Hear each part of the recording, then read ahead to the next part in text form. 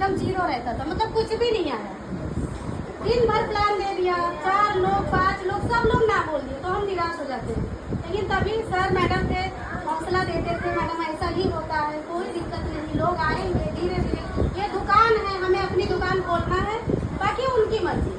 ऐसा करके फिर हम थोड़ा चार्ज होके फिर काम करते थे। और तब कहीं जाके 400 रुपये का मेरा पहला चेक निकला था, 402 रुपये का, ये मेरा पहला चेक था। आज भी आप लोगों के साथ भी यही हो रहा होगा ना, 3 प्लान दे दिया, सब लोग ना बोल दिए, फिर हम बैठ गए, शायद नहीं होगा, सही है कि नहीं, लेकिन आपका भरोसा पक्का होना चाहिए। उसके बाद मैं यहाँ पे क्या करती है, 400 रुपये के लिए ना मैं बदलापुर तक जाती थी। मेरी दुकान पार्लर में बंद करती थी, स्टाफ नहीं थे, दिन का 2000 3000 का मैं नुकसान करके ऊपर से 400 रुपया खर्चा करके जाती थी और ना सुन के चली आती थी।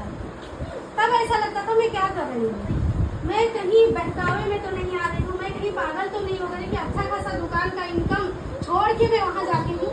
आज कितने सारे लोग दुकान पकड़ के ही बैठे हैं, जाऊंगी तो 2000 का नुकसान हो जाएगा, कैसे मैं जाती थी। लेकिन मैं सोचती थी क्या होगा मेरा, 2-2000 का नुकसान करती हूँ, 400-500 रुपया पेट में खर्चा करके आ जाती हूँ, क्या कर रही हूँ मैं। भाई अपने आप से होता है ना कि हम सवाल करते हैं, वो मूवी वगैरह में देखिए एक अपना खुद रहते हैं और मेरा जैसा सामने रहता है, वैसा मैं बातें करती थी।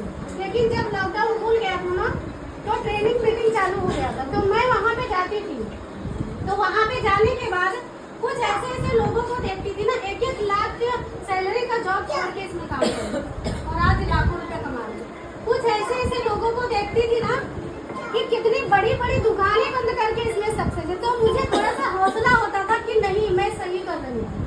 इसीलिए माहौल में रहना बहुत जरूरी है, ट्रेनिंग मीटिंग में जाना बहुत जरूरी है, क्योंकि हम भटक जाते हैं, हम कंफ्यूज हो जाते हैं कि हम जो कर रहे हैं कहीं गलत तो नहीं कर रहे, सही है कि नहीं।